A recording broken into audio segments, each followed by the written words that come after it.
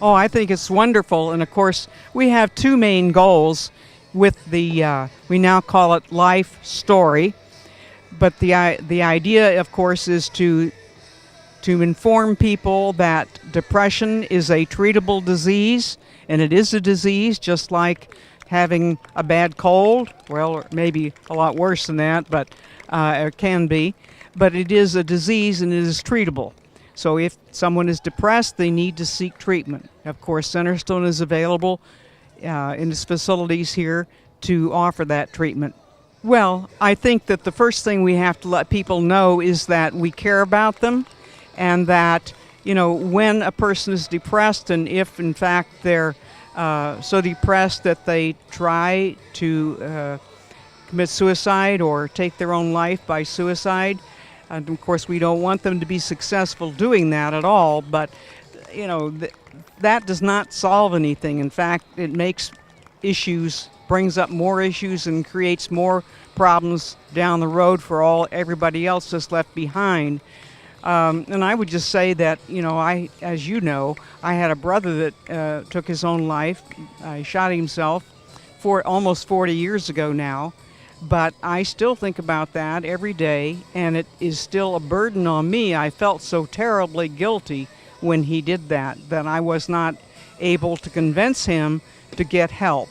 So, you know, we just can't give up in trying to convince people that are depressed to get help. And of course, if we think that someone is a danger to themselves, there are legal methods called Baker Act where you can have that person, you know, you can have them begin to get treatment at least, so they can see a professional.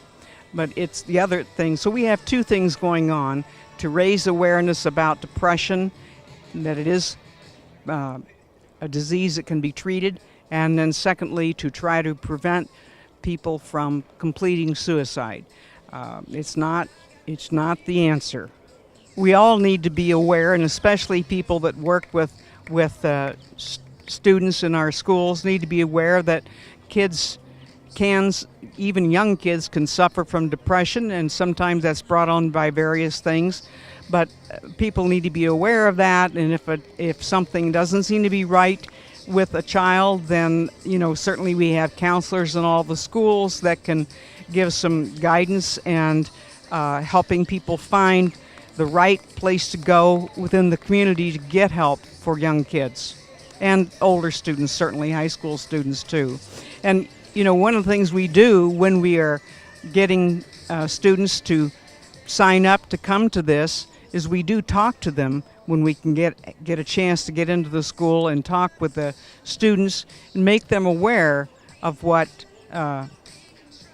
some of the signs of depression are, and then to make them aware that it's a treatable disease, and urge them to counsel their friends, if necessary, to get help. Well, some of the more, you know, some people don't show many outward signs of depression, but generally speaking, a loss of interest. Sometimes people's appetite falls off. It just depends on the person. But usually they are some indicator that things are not as normal. And obviously, we all go through ups and downs. Usually a depression, though, is something that is more lasting. But, it's always important to keep lines of communication open with all of our friends and loved ones. I think that's one of the most important things, because if you're communicating openly all the time and your kids or your loved ones can talk with you and let you know what's going on, and if they're feeling depressed or down for too long a period of time and just not being themselves, then you need to look into it. Well, obviously, if it's a serious matter where the person is in imminent danger, then they can be Baker acted, and that would occur at the hospital. As you said, there are myriad resources at Centerstone, and a person can, if they're concerned, they can simply call the number that's listed on the website or wherever, and call and get somebody to talk to them about what's going on, and they can kind of decide what's the best avenue to take to, because we have, outpatient services and all kinds of different things that Family Resource Center, just many, many avenues. They've got the both adult and children's FACT teams that help families cope and make sure that people take their medication and all that sort of stuff, which is important. So it just really depends on the situation, but somebody has to make that initial contact with Centerstone, talk to someone there, and work out what's the best avenue to take. When I tell people I was a high school principal for 20 years, they sort of go, oh my goodness. But I enjoyed that so much. I found then, and I still do, that high school, I like kids anyway, but high school kids are the age I like the best. I enjoyed them so much. But I find the kids are really no different than they ever were. We're all human beings, and they're still good human beings, and they do respond to other people's needs, and they are very concerned and want to do the right thing, especially for their fellow students and friends. Well, I think the turnout is magnificent. I was a little concerned since it's a new venue. In fact, I was wandering around here this morning in the dark trying to figure out where I was supposed to be. But I think the turnout's great, and I'm very impressed with the facility. And it's actually where they have our table for the kids to sign up so they can compete for the trophies for their schools. Underneath the canopy area, it's actually been very pleasant and not really hot. In this instance, the mission of Centerstone, as I've said before, is to increase awareness that depression is a treatable disease and try to prevent suicide. And also, this event does provide sort of a cathartic for people that are survivors.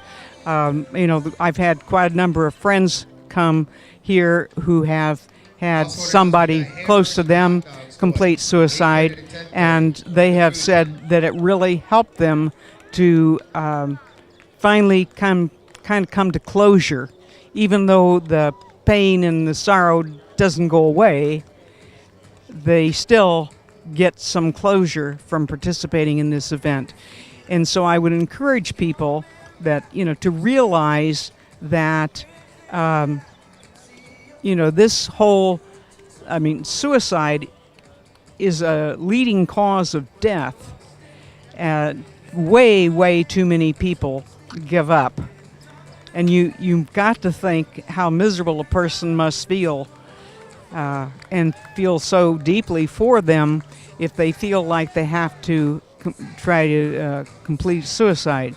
So, depression is a treatable disease. We need to make people community-wide, nationwide, worldwide aware of that, and treat the mental disease of depression, just like we treat any physical disease. There should not be any kind of stigma to it. And unfortunately, in some people's minds, they still think, oh, well, if I go get treatment for depression, then, somebody will think less of me. It does really impact survivors. As I said, my brother took his own life about 40 years ago, and it has a tremendous impact on me. And, there'll be several people speaking today, including, of course, Kevin Hines, who survived an attempted suicide by jumping off the Golden Gate Bridge, and he's one of the few people that ever survived that. And his book, Cracked Not Broken, he did a very excellent job of telling his story. Plus, he's a very good speaker in telling his story. But and he says in that he was coming up to the Golden Gate Bridge, and he was so upset and everything, and he was very young at the time, just a very young man. A lady stopped him and asked him to take a picture of her. And he said, surely she could see how upset I was. And he's not blaming her, but he just said, if she'd just not had me take the picture and then taken the camera back, maybe I wouldn't have jumped. And he said the minute he jumped off the bridge, he regretted it. And he was fortunate he lived. He was very badly hurt, but he did live. And that's why he's made it his life's work to talk about what happened to him. And, he still has to take his treatment and take care of himself.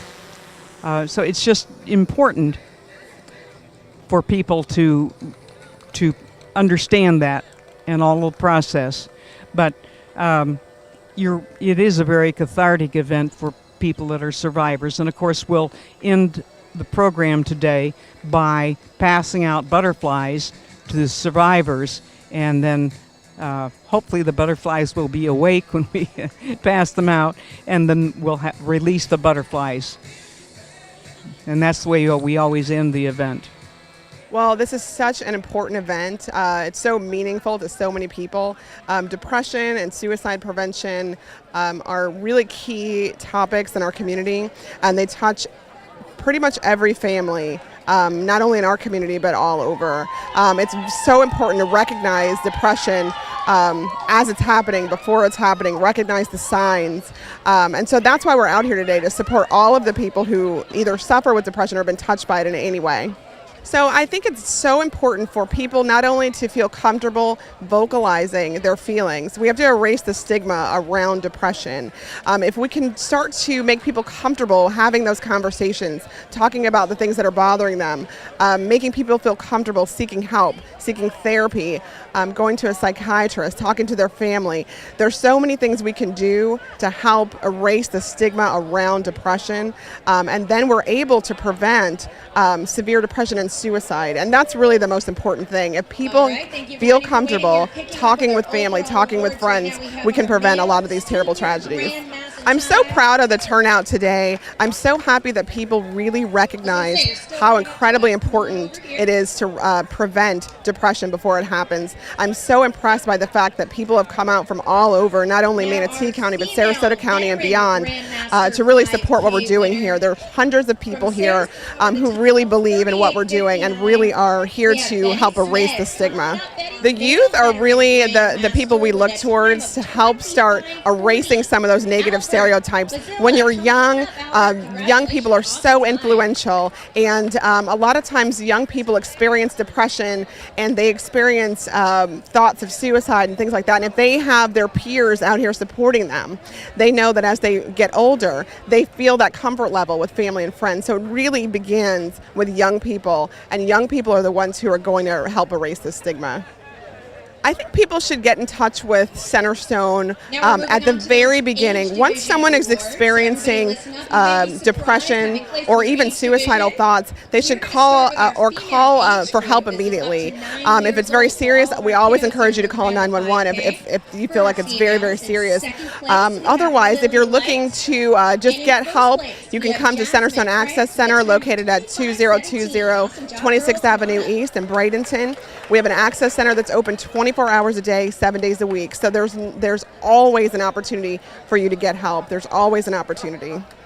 I'm Erica, this is Kelly and Kyle, and we're a part of Team Bubba, and we're out here in honor of our beloved one, Jason Fallsgroff, known as Bubba, and we're a part of Team Bubba. Coming from a family who had never experienced the loss by suicide, it came about pretty traumatically and impacted us harder than we anticipated. The interesting thing is we've managed to rally throughout the years and become closer together and realize just how important and how severe depression is and affects every single person. That's the craziest thing. We didn't. It kind of came out of nowhere, and when you do your research, you learn that that's exactly how it happens. Suicide doesn't always have indicators. There aren't always telltale signs, and that's the scariest part. It's just a good representation, just coming out, showing love for the cause. Well, Bubba is my son, and we miss him dearly every day. We do 3 things a year that are very important. We celebrate his birthday, we celebrate the day that he died, and we do this for him. And so we keep his memory living on. That's what we do. I think it's amazing. It's amazing that everybody gets together every year and continues to do this for friends, for family, for just themselves. It's just amazing. I think that every year we first started doing it the year Bubba died, and we have been doing it ever since. And not only has it grown, but our team has grown and the awareness within our friends and family. So this is our biggest group this year, and we're pretty excited about that. I think it's very humbling. You don't realize how something so small can be so impactful and bring you so much peace inside. So that's definitely our favorite part. I think the butterfly release represents for me is just being free and flying and being at peace.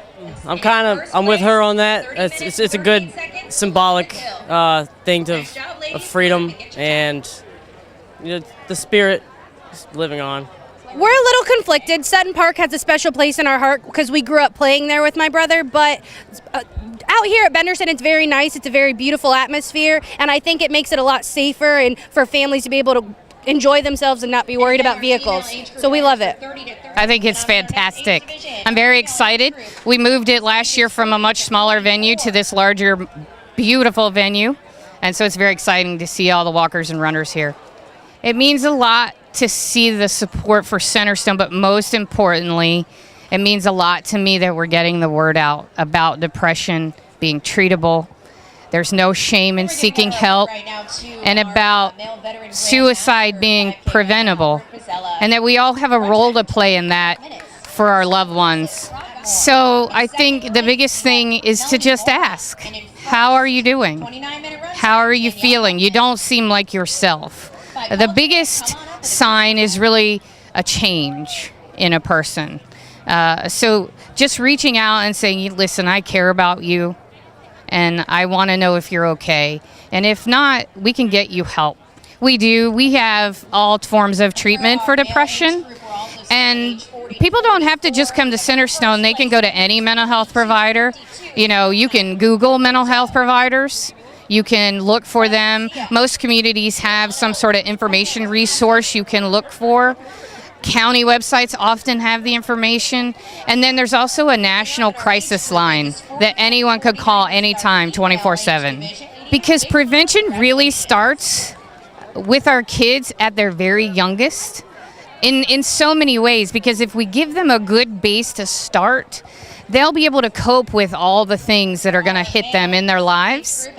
And what we hope is that by teaching them about depression, that we break down the stigma, because then they'll go through their whole lives believing that we all experience depression sometimes. There's no shame in asking for help, and hopefully they'll be able to recognize it in themselves or their friends or the people they love, and can either get help for themselves or those folks that they're worried about. So anybody can walk in at Centerstone at our address at 2020 26th Avenue East, 24/7. They can also walk in anytime at 391 6th Avenue West, Monday through Friday, 9 a.m. to 7 p.m. And then they can call 941-782-4150. So there are a couple things. One, I'm glad to see the support for the survivors. I'm glad to see everyone out here for this cause, for the people in this crowd that may be experiencing depression or suicidal thoughts, to show that we all care. And I'm excited to get the word out that there is hope. Even though the suicide rate in the United States has been rising every year for the past 28 years, and in Manatee and Sarasota, as well as 60 other counties in Florida, there are more suicides than homicides, and no one's talking about it. That the bigger we can make this event, the more we can get the word out. Everyone here can spread the word to all the people that they know in their social circles, and we can just keep getting the word out about what this event is about, and most importantly, about depression, about treatment, and about prevention of suicide. So we actually have Centerstone Military Services. It's primarily based corporately in Nashville, Tennessee, but we serve veterans and their families and active military throughout the country from that program. We work with the Wounded Warrior Project to make sure that we have therapists available wherever the veterans are who need our assistance. Yeah, so it was approximately 12 years ago that I saw an article in the Bradenton Herald that there was a walk at Sutton Park called Walk for Life, and it was to bring a depression awareness and suicide prevention. I was intrigued by the article, and naturally I wanted to participate because I have had my own struggles with depression, with anxiety. I also am a survivor. My father committed suicide on November 6th, 1998, and I really wanted to walk in memory of him. When I arrived at the event, the emotional experience that I felt was so uplifting. I realized I was not alone. There was a stigma associated to suicide that I never told anybody what happened to my father. And so I did the walk, and I felt great. And Sally Tyson, who actually worked at Manatee Schools as well, she had her daughter commit suicide. She was on the committee as well for Walk for Life, and she encouraged me to do it too. So the following year, I was on the committee. They weren't sure if they were going to have a speaker or not, and they asked me to speak at the event, which naturally I said I'll do it. And then as soon as I said I'll do it, I kind of wished I said no, because it scared me because nobody knew my story. I had worked at Bell's corporate office whenever my father died, and of course, naturally, they know and talk about an amazing organization who supported me in ways that other people didn't. Was very helpful, considering that's how I was able to pay for the funeral and everything else. So then I spoke, and my son didn't even know how. So the night before, and he always wondered, well, what happened to your dad? And I was like, well, he passed away, blow it off nonchalantly. So I had to tell him the night before, because I figured it'd be fair for him to know before I speak in front of a group of people. So I told him, and it was quite emotional. And while I was on stage speaking of the event and talking about my father and all of the great things that he loved, such as coming home and having a cocktail, or, checking out the ladies and buying nice cologne so that he could impress them. I talked about things in memory of him. He had a great record collection, and in music, is very important. And he always said, you always treat people nice. You're always fair, because you never know whenever you're going to have them resurface in your life. So I told my story, and I felt that suitcase that was around my back uplift. I had people that worked with me at Manatee Schools say, wow, they would have never have guessed that was your story because of the positive smiley face person I am. Well, that's the reason I'm positive, and that's the reason I have smiley faces.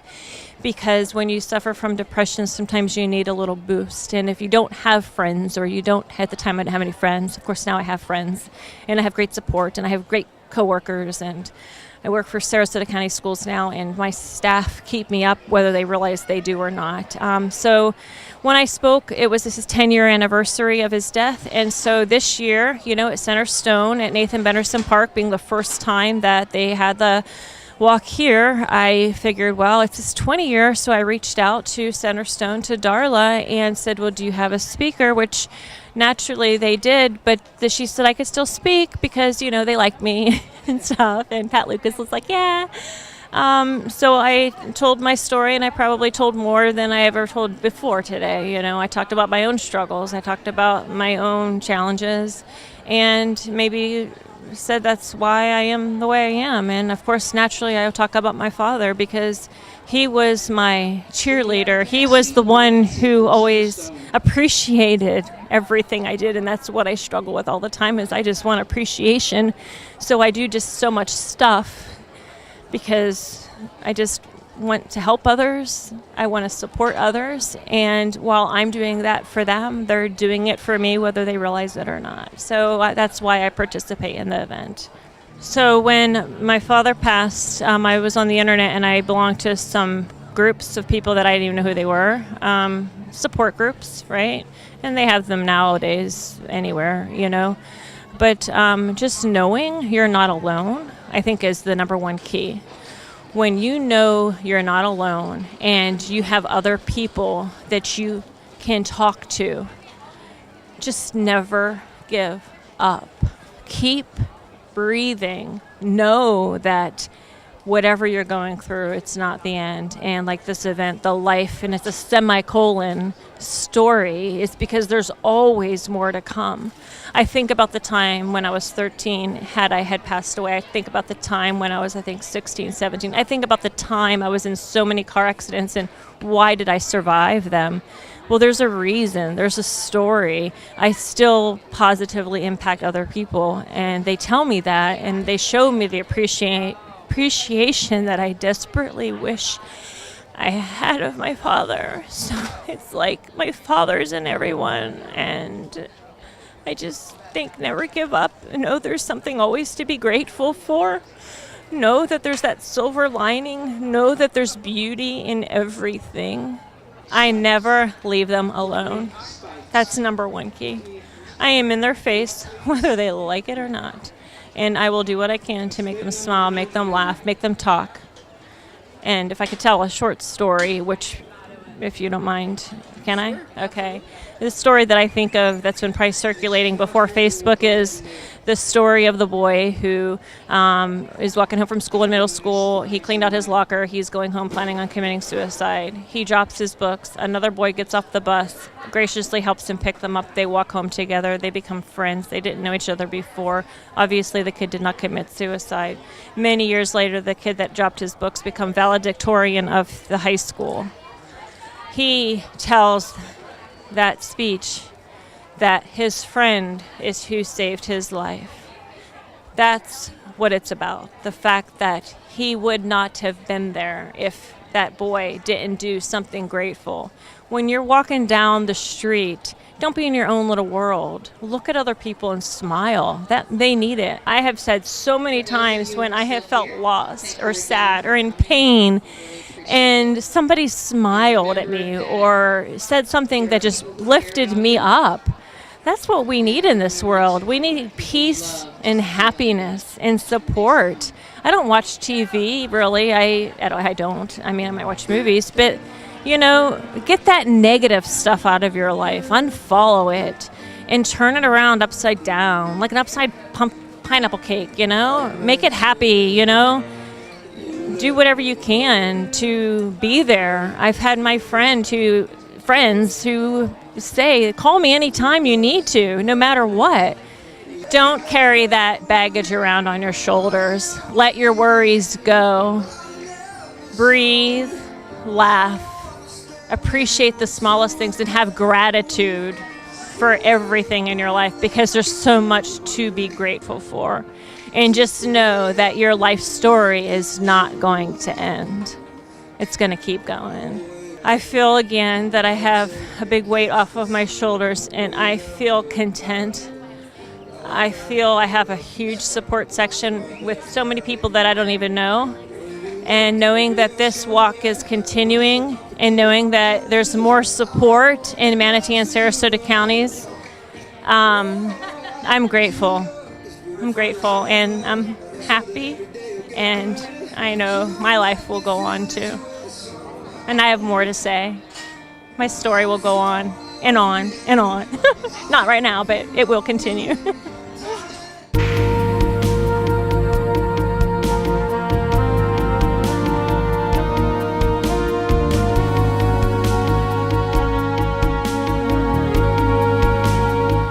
I just wanted to say thank you again, and we're going to get the ceremony started here. We have Renee Hayes, who's going to tell us her life story. And I could give you a little more information, but I think it's important that you hear from Renee herself. So, thank you, Renee.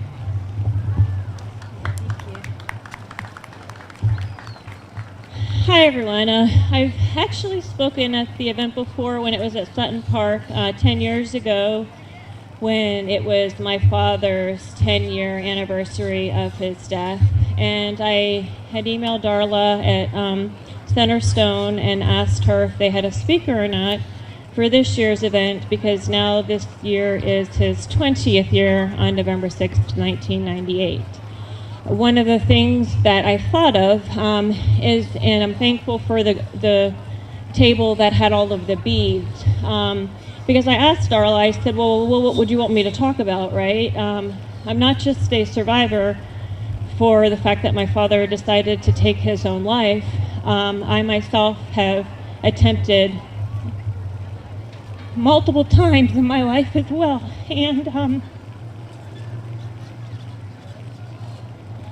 and there's a reason I keep surviving. And it's not just the times that I have tried to commit suicide. I've been in multiple car accidents. I've recently had back surgery, and I keep surviving. And the support that people have, you look around, you know, this is what you need. Whether you've tried to attempt it yourself, whether you've had a friend, a loved one, whether you've had a family, regardless of what your struggle is, there is always support there. I have had people in my life, whether it's been friends, family, or coworkers, who had no idea the struggle that I have. I have smiley faces in my office. I'm always smiling. I'm the most positive person you could probably ever meet in your life. And so the first time I spoke out in front of 750 people at Sutton Park, I had coworkers at Manatee Schools who were like, holy crap, you have problems? It's all in how we handle it, it's all in how we survive. It's all in how we deal with our life story. So with one of my supporters, who has supported me more than probably, well, a lot of people support me, but my friend Debbie Etheridge is here. She works for Manatee Schools. She's right there in the front, supporting me as always. And today is her birthday, so happy birthday, Debbie Etheridge. I am thankful you were in my life. You are such a true friend, and I'm forever grateful. We've had many wine talks when I'm struggling with something, and she is a counselor at Manatee Schools, and she has helped many people as well. So thank you, Debbie. So everything I just wrote down, I just pretty much probably said. I also have support My Life Water. You can usually buy this for $5 at the Marriott if you stay overnight, and I had to do that, so let me have a drink. This is the speech that I prepared. So again, hi, my name is Renee Hayes, and I am no stranger to this life story. It was 10 years ago that I stood on the stage at Sutton Park and for the first time publicly told 750 people that my father committed suicide. Now I stand before you today, 20 years after his death, to briefly tell you a story of my life story. On November 6th, 1998, I started feeling sick at work. At the time, I worked at Bell's Department Stores at the corporate office. Hours were 8 to 5. It was 3. I had 2 more hours to go. And I felt like there was something wrong with me. So after work at 5 o'clock, I pretty much crashed on my couch. which is also unusual because I have insomnia and I typically do a lot in my life, and I don't lie down, I don't watch TV, I don't do things like that, so I just thought I'm getting sick. Which I still couldn't shake some feeling I had. So hours later, the phone rang. My husband, Chris, answered the phone in the other room, and I sat up because I'm nosy like that. Like, who the heck is he talking to? What's this about? And all I keep hearing him say is stuff like, uh-huh, uh-huh, uh-huh. And 2 moments later, he came into the living room and just looked at me. And I said, oh no, what's wrong? Is it my sister, Lynn? And he shook his head, no, no. And I thought, is it my nephew, James, my beloved nephew, who had the opportunity to know my father, who was 2 when he passed away? He shook his head, no. And I said, my dad. And I just immediately knew it was my dad because I helped him before. I knew he had problems. And I knew this time it was for real. Like, I started screaming, and the neighbors thought I was getting beaten up, which would never happen because I would probably kick my husband's butt if he tried to hit me. And blood started pouring out of my nose because my blood pressure spiked. And I was just horrified. I cried. I'll never forget that day. I will never forget the days after, walking like a zombie. My father, Richard David Stearns, felt helpless at the age of 47 years old. He drove around a park in Lakeland, I think it was Lake Parker, around 3 o'clock, which conveniently was around the time that I started feeling sick. They call me an empath. I believe it. For about an hour that afternoon on Friday, according to eyewitnesses, as if he was contemplating what to do. Prior to that, he had actually stayed in a hotel room for a few days. He had already taken care of a lot of his assets. He moved in with his fiancée, who he was supposed to pick up on Saturday at the airport. She went back to England. It's one of those things you have to do before you get married and become a resident of the States. And I'm the one that had to call her with the news, talk to her daughter, and say, the neighbor's picking you up, Gene Barnes, not my dad. He parked his truck. He wrote a note. I don't know if he wrote it in the truck. I don't know if he wrote it in the hotel room. But he ended up, to get through it, drank a lot, took a lot of pills, probably knowing what he did, was about to do, was something that he knew he shouldn't have done. So he figured if his mental state would change, perhaps he could get through with it. So he shot himself through his mouth into his head. People have memories of those moments, and I was in a blur. I won't forget going to his fiance's house to pick out his outfit to bury him. In the way back to my sister's house, we got into a head-on collision. Moments before, back when you didn't have to wear a seatbelt, I didn't have a seatbelt on, and something told me to put the seatbelt on. I was a passenger.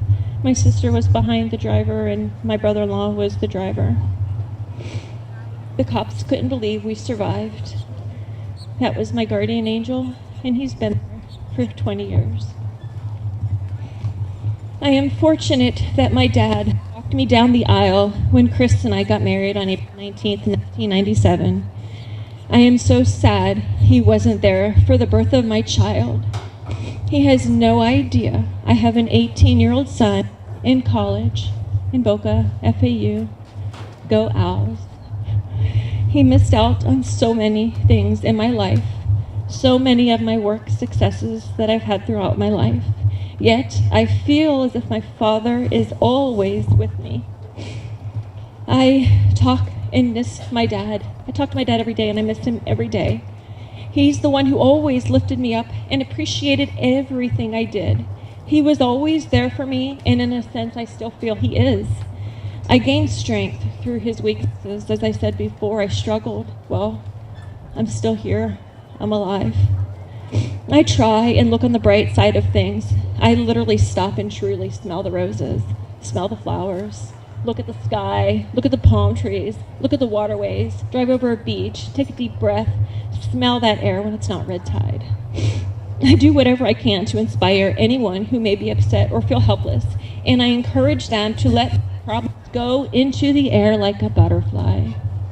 Perhaps the butterfly is proof that you can go through a great deal of darkness and still become something beautiful. I want others to find, if you haven't figured out yet, that I put humor or laugh at myself, so I suggest you do that to yourself too. That's how I survive. And moving through this thing we call life. So thank you for letting me tell just a very small portion of my story. But I beg you, let your worries go, because there's more to your story too. Thank you for the time. Thank you for coming to the event. And thank you, Centerstone, and everybody who made this possible. And thank you for having me here yet again. My name is Renee Hayes, or the Renee Hayes. Thank you, Renee. I think everyone will agree with me that your courage and the hope you bring shines through with every word you speak. One of the traditions that we have, well, first, actually, let me say this.